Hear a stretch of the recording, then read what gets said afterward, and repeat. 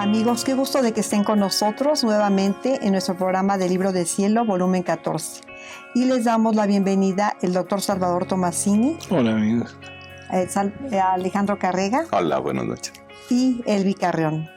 Y bueno, damos comienzo con la lectura 1432 de junio 1 de 1922. ¿Qué cosa es la verdad?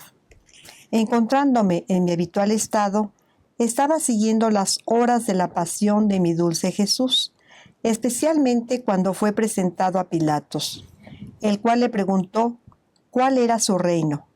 Y mi siempre amable Jesús me ha dicho: Hija mía, fue la primera vez en mi vida terrena que tuve que tratar con un gobernante gentil, el cual me preguntó cuál era mi reino, y yo le respondí que mi reino no es de este mundo, que si de este mundo fuera, millones de legiones de ángeles me defenderían. Con esto, abría a los gentiles mi reino y les comunicaba mi celestial doctrina, tanto que Pilatos me preguntó: ¿cómo? ¿Tú eres rey? Y yo inmediatamente le respondí: rey soy yo, y he venido al mundo a enseñar la verdad. Con esto yo quería abrirme camino en su mente para hacerme conocer. Y él, sintiéndose como golpeado, me preguntó: ¿qué cosa es la verdad? Pero no esperó mi respuesta, no tuve el bien de hacerme comprender. Le habría dicho: la verdad soy yo. Todo en mí es verdad. Verdad es mi paciencia en medio de tantos insultos. Verdad es mi mirada dulce entre tantas burlas, calumnias, desprecios. Verdad son mis modos afables, atrayentes, en medio de tantos enemigos, que mientras ellos me odian, yo los amo. Y mientras quieren darme la muerte, yo quiero abrazarlos y darles la vida. Verdad son mis palabras dignas y llenas de sabiduría celestial. Todo en mí es verdad. La verdad es más que sol majestuoso, que por cuanto se quiera pisotear, surge más bello, más luminoso, y hace avergonzar a los mismos enemigos, haciéndolos caer por tierra a sus pies. Pilatos me preguntó con ánimo sincero, y yo le respondí inmediatamente. En cambio, Herodes me preguntó con maldad y por curiosidad, y yo no le respondí. Así que a quien quiere saber las cosas santas con sinceridad, yo me revelo más allá de lo que se quiere. En cambio, a quien quiere saberlas con maldad y para curiosear, yo me le escondo. Y mientras estos quieren hacer burla de mí, yo los confundo y me burlo de ellos. Pero como mi persona llevaba consigo la verdad, también ante Herodes hizo su oficio. Mi silencio ante sus tempestuosas preguntas, mi mirada modesta, el aspecto todo lleno de dulzura, de dignidad, de nobleza de mi misma persona, eran todas verdades y verdades operantes. Pues realmente Jesús es la verdad.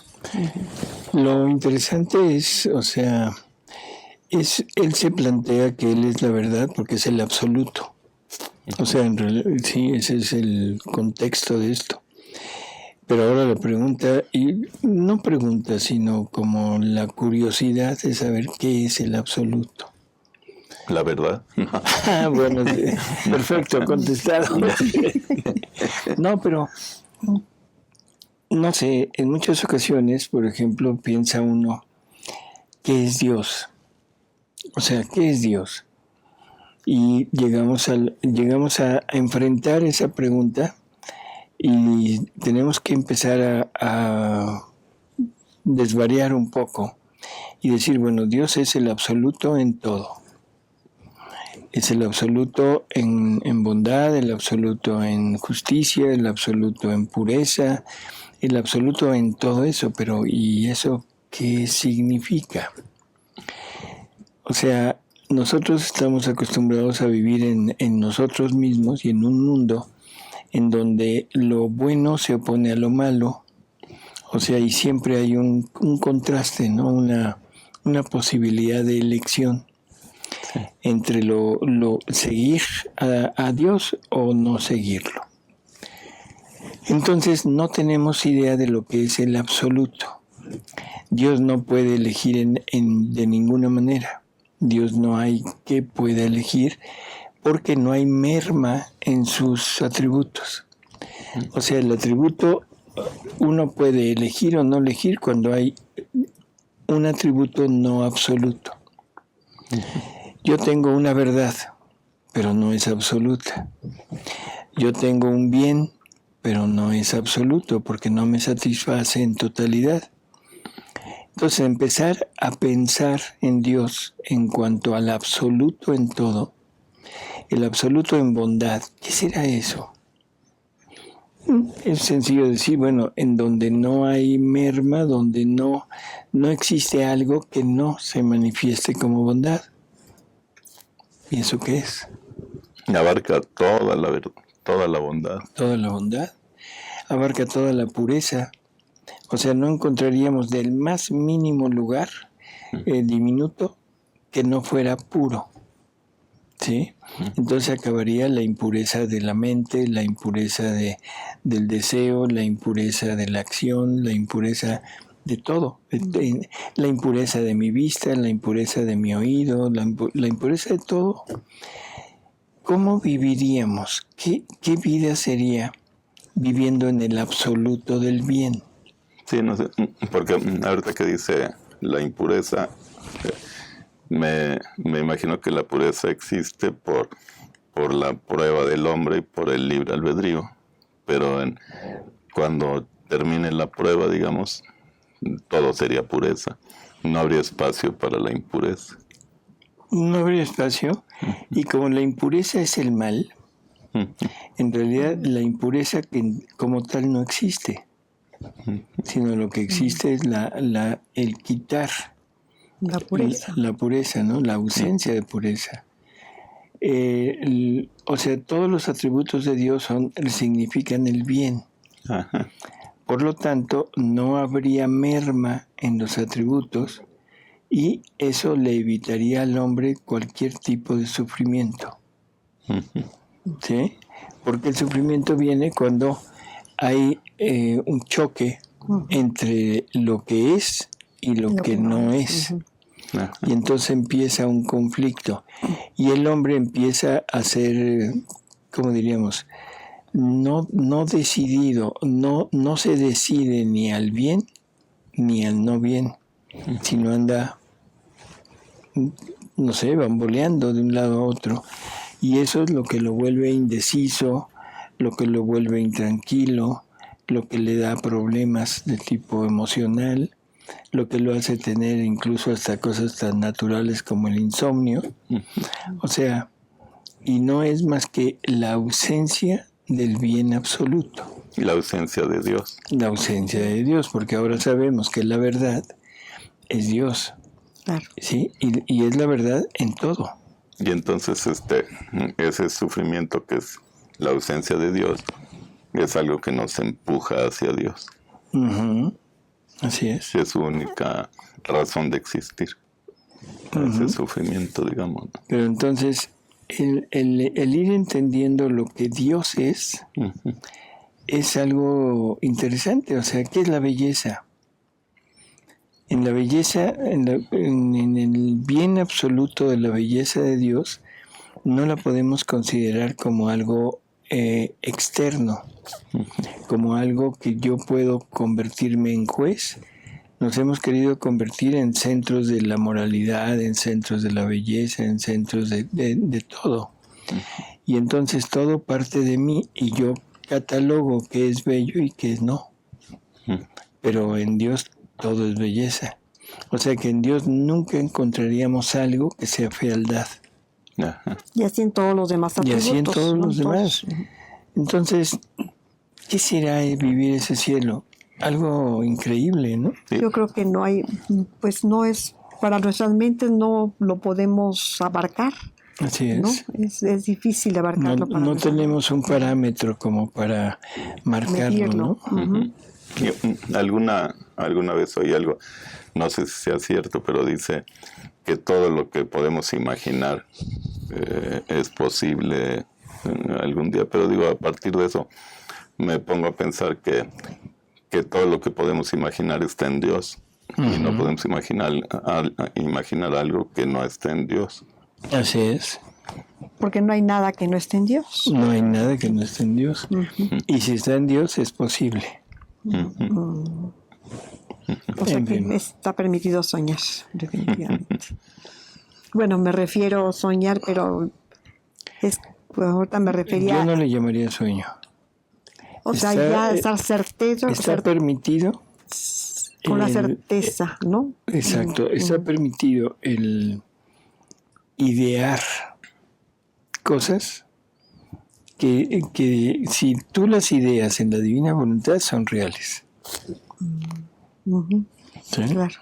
O sea, eso es algo que de veras es curioso.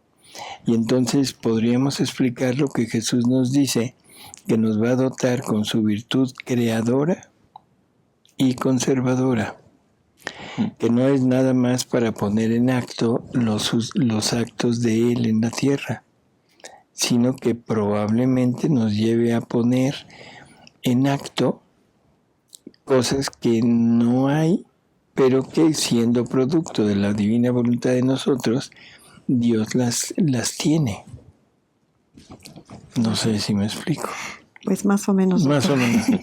No, pero que con eso debemos tener la certeza de que si, un ejemplo, que si queremos vivir en la divina voluntad, saber que lo vamos a lograr. ¿No? Entonces es con esa certeza que vamos a lograrlo y que vamos a estar viviendo en ese ambiente divino, ¿no? Así es. En fin, entonces la verdad es Jesús, eso es indiscutible, así que adelante. Muy bien. Seguimos con la siguiente, que es la... Nada más una última cosa. Cuando dice la verdad los hará libres,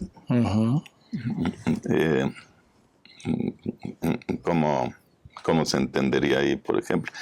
Bueno, porque yo como lo entiendo es que nuestro libre albedrío tiene siempre opciones y esas opciones son las que nos tienen atrapados, digamos, ¿no? Y el no tener todas esas opciones es lo que nos da la libertad de estar en Dios, ¿no? Podría ser, o sea, lo primero que necesitamos como llegar a una conclusión es, tenemos que ser libres, eso es forzoso, debemos llegar a ser libres. Y ese llegar a ser libres a lo que equivale es a vivir en el absoluto de Dios. O sea, en esa totalidad donde ya no hay mal.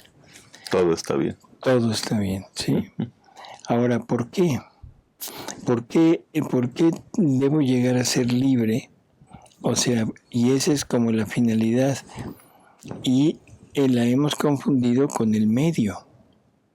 Nosotros al medio para llegar a eso le hemos dado también el nombre de libertad. Yo tengo libertad de escoger. No tenemos libertad de escoger. Tenemos el libre albedrío para escoger, que es diferente. Porque la libertad es Dios. Es la verdad. Y Él es la verdad. Entonces, Él no cambia jamás. Y nos da el libre albedrío para optar si entro ahí con Él o me salgo. En fin, vámonos a otra. Esto es filosofía barata. Sí. Pero sí, la libertad es escoger siempre a Dios, estar en Dios y pues el vivir en Dios. Vivir en Dios. Cuando yo digo soy libre, que lo que estoy diciendo es vivo en Dios.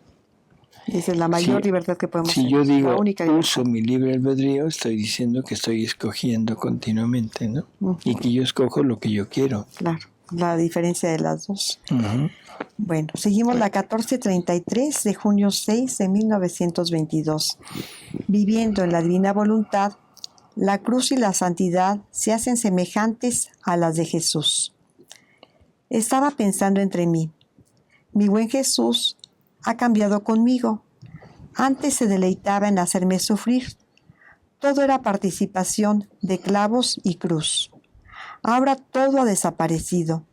No se deleita más en hacerme sufrir. Y si alguna vez sufro, me mira con indiferencia y no muestra más aquel gusto de antes. Ahora, mientras esto pensaba, mi dulce Jesús, moviéndose en mi interior, suspirando, me ha dicho: Hija mía, cuando se tienen gustos mayores, los gustos menores pierden su deleite, su atractivo, y por eso se ven con indiferencia. La cruz ata a la gracia, pero ¿quién la alimenta? ¿Quién la hace crecer a la debida estatura? Mi voluntad. Es sólo ella que completa todo y hace cumplir mis más altos designios en el alma.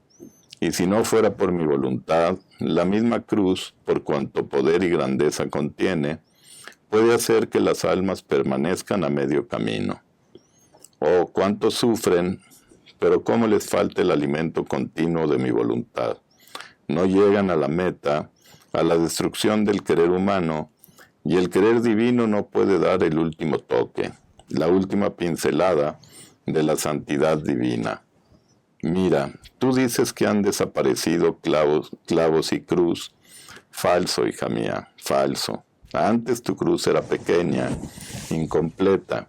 Ahora mi voluntad, elevándote en ella, hace que tu cruz sea grande, y cada acto que haces en mi querer es un clavo que recibe tu querer. Y viviendo en mi voluntad, la tuya se extiende tanto que te difundes en cada criatura, y me da por cada una la vida que les he dado para devolverme el honor, la gloria, la finalidad para las que las he creado. Mira, tu cruz se extiende no solo por ti, sino por cada una de las criaturas. Así que por todas partes veo tu cruz. Primero la veía solo en ti. Por todas partes veo tu cruz. O sea, y luego dicen que no es, que el alma que vive en la divina voluntad no es víctima.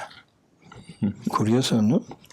Como que es una incongruencia pensar eso. Si en todos lados está la cruz, pero ¿de qué cruz está hablando? Sí, de no hacer la voluntad humana, estar sacrificados es ser siempre vivir en su divina voluntad. Así es. Es un sacrificio. Y de estar crucificando continuamente el acto de la voluntad humana. Entonces, para todos aquellos que han oído o que dicen, que no sé, que difunden esto, de que el alma en la divina voluntad no es víctima y que nada más el papel de víctima le tocó a Luisa, perdón, pero estas palabras son contundentes, ¿no? ¿De qué cruz se habla? De la cruz de la voluntad, donde la tiene clavada y donde no se puede mover. Y el alma que llega a querer vivir en la divina voluntad se enfrenta a este dilema, ¿no? Es decir, ¿renuncio o no renuncio a mi voluntad? Sí. Alguna vez, se ha dicho que si no hubiera almas víctimas, a lo mejor ya no existiría el mundo. ¿Se puede decir que esas almas víctimas son todas las almas que viven en la divina voluntad?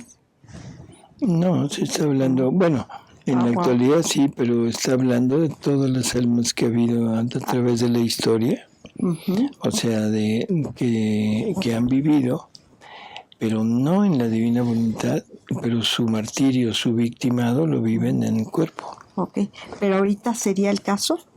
Ahorita lo si más hay almas ya es que vivan en la divina voluntad. Esas almas son almas víctimas. Okay. Primero la veía solo en ti, ahora la veo por donde quiera. Fundirte en mi voluntad sin ningún interés personal, sino solo para darme lo que todos deberían darme, y para dar a todos todo el bien que mi querer contiene, es solo de la vida divina, no de la humana.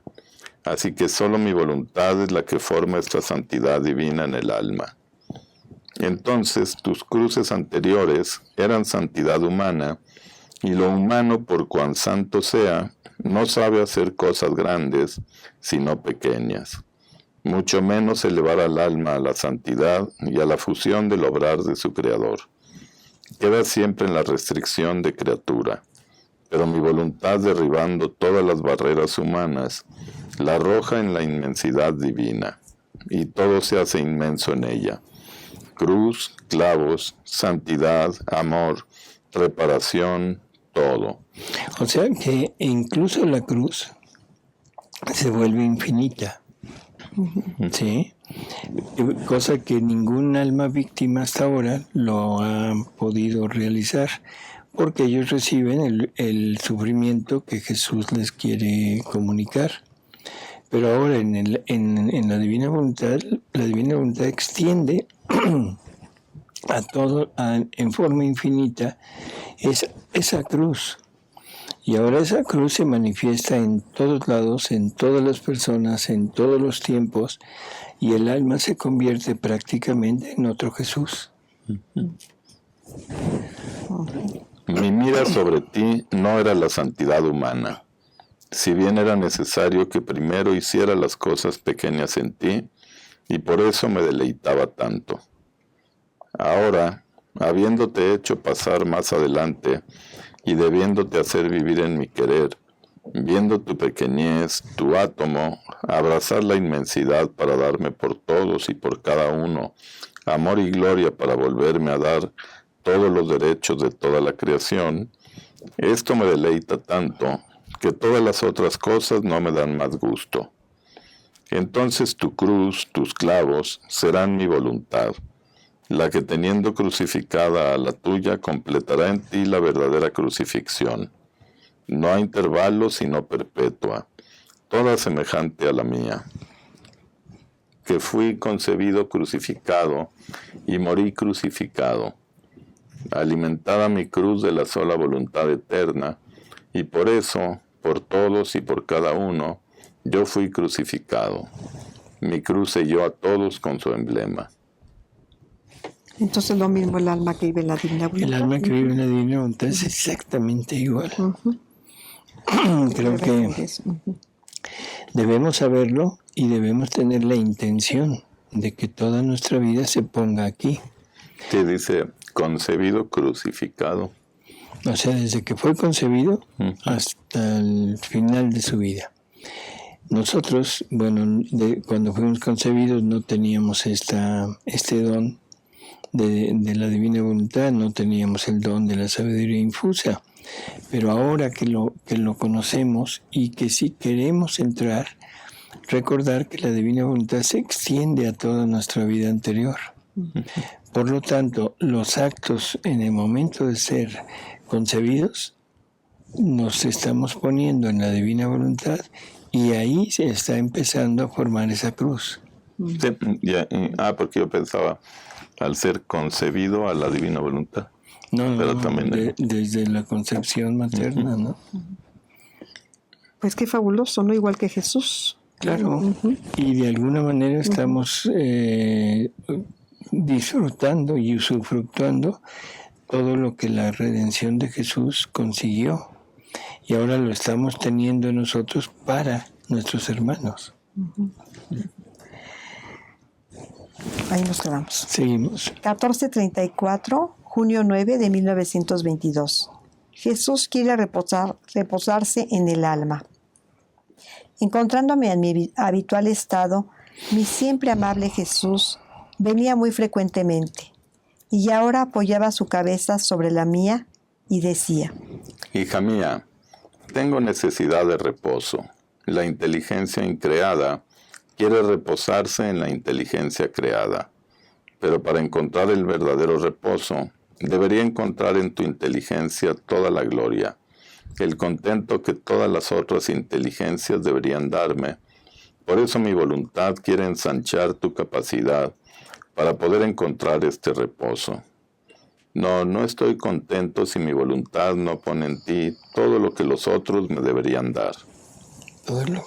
Entonces parecía que infundía su aliento a mi inteligencia, y ella quedaba encadenada como por tantos hilos de luz, por cuantas mentes creadas salían de las manos de nuestro Creador.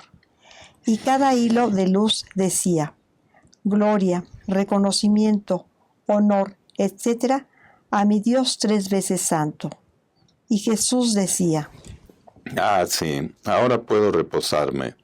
Encuentro la correspondencia de la inteligencia de la creación. La mente creada se confunde con la mente increada. Después ha apoyado su cabeza en mi corazón y parecía que no encontraba completo reposo. Entonces ha puesto su boca sobre mi corazón y le infundía su aliento, y a cada soplo mi corazón se agrandaba, y después ha agregado: Hija, estoy resuelto a reposarme. Por eso quiero llenar tanto tu corazón de mi aliento, para poner en él todo el amor que todo el resto de la creación debería darme. Mi reposo no puede ser perfecto si no encuentro la correspondencia del amor que ha salido de mí. Por eso quiero encontrar en este corazón el amor que todos deberían darme. Mi querer hará este prodigio en ti, y tu corazón tendrá una nota por todos que me dirá amor. Después ha puesto de nuevo su cabeza sobre mi corazón y se reposaba. ¿Cómo era bello ver reposar a Jesús? Luego desaparecía y regresaba, y ahora quería reposarse en mis manos, ahora sobre mi espalda. Parecía que quería ver si toda mi persona se prestaba para hacerlo reposar. Después me ha dicho: Amada mía, cuánto amor siento hacia ti.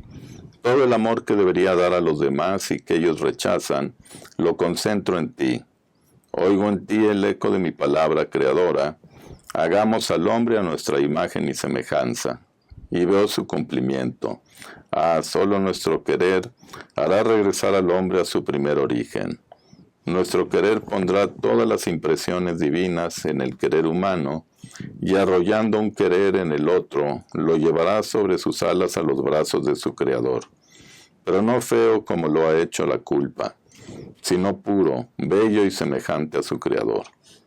Por eso quiero que tú recibas todas las impresiones de mi voluntad en la tuya, a fin de que cielo y tierra no puedan distinguir sino solo la voluntad divina obrante en ti, por la cual se sentirán como envueltos, y todos recibirán el bien del obrar divino en la criatura. Por eso, préstate en todo y séme fiel. Después de esto ha regresado de nuevo, pero todo afligido, y me ha dicho: Yo quedo afligido cuando piensan de mí, que soy severo y que hago más uso de la justicia que de la misericordia. Están conmigo como si por cualquier cosa yo debiera castigarlos. Cuán deshonrado me siento por ellos, porque esto los lleva a estar a cierta distancia de mí, y quien está distante no puede recibir toda la fusión de mi amor. Y mientras son ellos los que no me aman, piensan de mí que soy severo y casi un ser que infundo temor. Mientras que con solo dar una mirada a mi vida, pueden ver que solo un acto de justicia hice, el cual fue para defender la casa de mi padre. Tomé cuerdas en mis manos y golpeé a derecha e izquierda para arrojar a los profanadores. Pero todo lo demás fue todo misericordia. Misericordia mi concepción, mi nacimiento, mis palabras, mis obras, mis pasos, mi sangre derramada, mis penas, todo era en mi amor misericordioso. Sin embargo, se teme de mí, mientras que deberían temer más de ellos mismos que de mí. Qué verdad tan absoluta nos está diciendo ahorita, ¿no? No tanto en confiar en Él, en estar en Él, en amarlo a Él. Eso, bueno, es lo obvio, sino en temer de nosotros mismos. Creo que eso es una cosa que deberíamos de entender, que el verdadero enemigo nuestro somos nosotros. Esta voluntad que yo tengo es una voluntad que tiene todo lo necesario para decirle a Dios que no. O sea, separarme de Dios, y separarme de Dios es la muerte espiritual. Así que tengo en mi interior, dentro de mi casa, tengo al enemigo, que es mi voluntad, pero con la capacidad de volverse mi mejor amigo, en el sentido de que nos puede llevar al bien, me puede llevar a la divina voluntad, y puede llegar a querer renunciar de lo suyo, decir no quiero nada, quiero todo lo de Jesús, para llevar a cabo la vida divina completa. Así que esto hay que repetirlo y repetirlo y repetirlo, porque vale la pena entender exactamente qué es lo que Jesús está haciendo en nuestras almas, ¿no? Claro. No, y aparte, Pues aquí él dice también que pues les infunde temor a las criaturas y él es todo misericordia. Únicamente tuvo un acto de justicia, pues que fue para defender la casa de su padre, y que pues que las criaturas hacen que ponen esa distancia entre creador y criatura, ¿no? No es él, sino son las criaturas que ponen esa distancia. Pues sí, ¿verdad? una distancia en vida, Sí. no distancia en separación. Sí, en distanciamiento, sino este estar fuera de la unión de nuestra vida con la de él nos pone una distancia tremenda, porque no le permite a él actuar, no le permite a él entrar en mí, y definitivamente el que está provocando todo esto soy yo. Sí, soy yo mismo. Por eso es el enemigo fundamental, principal del hombre, es su voluntad. Claro, así es. Sí, porque aparte el hombre es el que va a vivir esas consecuencias de alejar a Dios. Así es. Seguimos con la siguiente, que es la 1435, junio 11, 1922. La vida natural simboliza la vida espiritual. Estaba pensando entre mí, ¿cómo será que también la vida espiritual sufre tantos cambios mientras está convencido de que este debe ser mi camino? Cuando menos se piensa, ya se ha saltado a otro lado, sufriendo quién sabe cuántos desgarros dolorosos que hacen sangrar al corazón. Se puede decir que por los tantos cambios que se sufren, es un continuo martirio. Entonces mi dulce Jesús, moviéndose en mi interior, me ha dicho. Pero espérame, esta lectura es fundamental para llegar a entender este cambio que hay ahora en la divina voluntad. O sea, generalmente nosotros tenemos la idea de una fijación en la vida espiritual. Nos fijamos en algo y fijarnos de permanecer, ¿no? Uh-huh. Nos quedamos fijos en una determinada acción pensando que esa es lo normal, lo bueno, lo mejor que yo puedo hacer, lo mejor que yo puedo dar. Y entonces me resulta muy difícil los cambios. O sea, cuando me hablan de algo nuevo o de algo diferente, digo, no, eso no me pertenece a mí, yo me quedo acá. Esto ha sucedido en la iglesia prácticamente desde que inició, ¿no? Uh-huh. O sea, Pedro, Juan, Santiago querían continuar uniendo parte del judaísmo con esta iglesia que estaba empezando. Y tiene que venir Pablo, o sea, un ajeno totalmente a los apóstoles, para corregir eso. A pesar de eso, Pedro sigue con un poquito reacio al cambio y entonces se quiere quedar, no con todo, pero sí cuando menos con la prohibición de la sangre, de los animales impuros, en fin.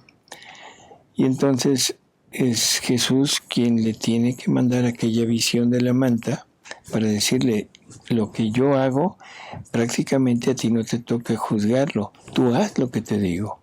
Eso es lo que le está diciendo, ¿no? Sí. O sea, cuando Pedro dice, no, Señor, yo nunca he comido animales impuros, y Jesús le dice, tú no llames impuro lo que yo hago puro, así que come.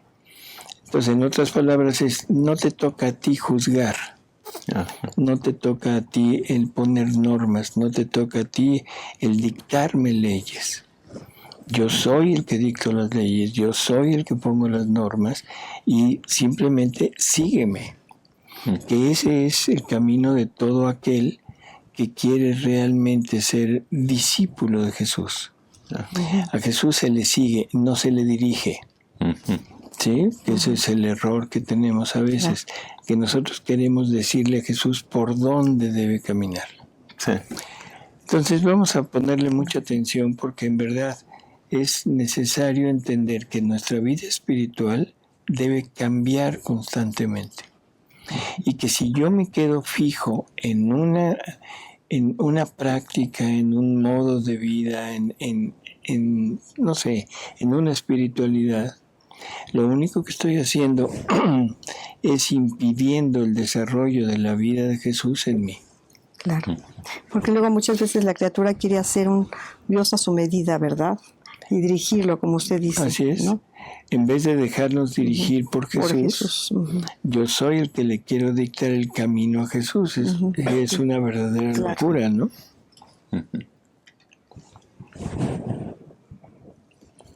¿Ya terminaste? Sí, todo es el 2. Hija mía, es verdad que la vida espiritual debe ser un continuo martirio, porque debe ser semejante al primero y al más grande de los mártires, el cual fui yo. Primera verdad. La vida espiritual debe ser un verdadero martirio y un continuo martirio. Nada de sentir bonito, nada de halagarme, ¿sí? Sino que es continuo. Sino es un continuo martirio. Y debemos estar conscientes de esto, porque luego se nos olvida. Así es. Nos podemos ir por ahí. Y si no fuera así, no se puede dar verdadero nombre de vida espiritual, sino larva y sombra de ella. Además, es necesario que sufra varios cambios, y esto es para hacerla llegar a debida estatura. Espérame, esto hay que irlo analizando así. Larva y ¿qué? Y sombra de ella, de la vida espiritual. Sí. ¿Qué es una larva? Es un gusano. Antes de desarrollar. Es el inicio, es apenas el inicio, ¿no? Es una sombra. Nada. Es simplemente el reflejo, ni el reflejo. Es el ocultamiento de la luz por una figura. Entonces, cuando yo digo es sombra, es que ni siquiera es algo parecido, sino es la persona que se pone frente al sol Dios y hace sombra y se proyecta. Entonces esa sombra es nada prácticamente, pero bueno, pero espiritual. Le puede estorbar a otras personas. Y le puede estorbar a otras personas. Tapándoles la luz. Entonces, primera cosa que hay que ver ahí, ¿no? Una larva y sombra de ella. Y sombra de ella. Y luego dice que, ¿qué? Dice, además, es necesario que sufra varios cambios. O sea, nos lo está diciendo Jesús. Y si Jesús me dice, es necesario que sufra varios cambios, yo no veo por qué yo me opongo. Claro. ¿Qué estoy haciendo? Oponiéndome a los designios de Dios, al plan de Dios y al desarrollo que Dios quiere llevar en nosotros. ¿Y por qué lo digo? Porque somos soberbios, somos tremendamente soberbios en que pensamos que debemos imponerle y le debo decir exactamente lo que él debe querer. Eso es lo que estamos haciendo. Claro, soberbios y tercos. Soberbios y tercos. Es como decía Alejandro un día, ya saben sus ocurrencias. El SIDA. Espiritual. El SIDA espiritual. ¿Qué? Soberbia invisible del alma. Ahí Tienen está. SIDA, tenemos SIDA. Claro, porque hasta Pero la naturaleza tiene sus cambios normales, ¿no? La primavera, la primavera sigue el verano, luego el otoño, luego el invierno, o el niño se convierte en adulto, ¿verdad? Además es necesario que sufra varios cambios, y esto es para hacerla llegar a debida estatura y para volverla noble, bella y perfecta. Sin cambios no se llega a la estatura que debería de llegar la vida espiritual. Si la misma naturaleza humana, menos importante, sufre quién sabe cuántos cambios para hacerla llegar a la debida estatura, mucho más la espiritual, que es más importante y superior a la vida natural. Es más, la vida natural simboliza a la vida espiritual. Observa un poco cuántos cambios sufre la vida natural. Ella es concebida dentro del seno materno y está ahí por 9 meses para formar bien el cuerpecito. Y cuando está formado es obligado a salir, y si quisiera continuar dentro moriría, porque faltando el espacio para crecer se sofocaría, arriesgando su vida y la de su mamá. Ahora, si esta concepción se formase fuera de un seno materno, ¿quién debería prestar la sangre, el calor para formar el cuerpecito? Y además, siendo los miembros ternísimos, el aire mismo lo mataría.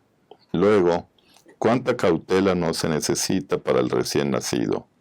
El calor, el frío, la misma estrechez del seno materno le pueden ser de muerte. He aquí el porqué de pañales, cuna, leche. Si se quisiera dar otro alimento, el pequeño no sabría cómo masticarlo, así que se pondría en peligro su vida. Pero después llega el tiempo en el cual se hace capaz de tomar otro alimento, de quitarse los pañales, y se aprende a dar los primeros pasos.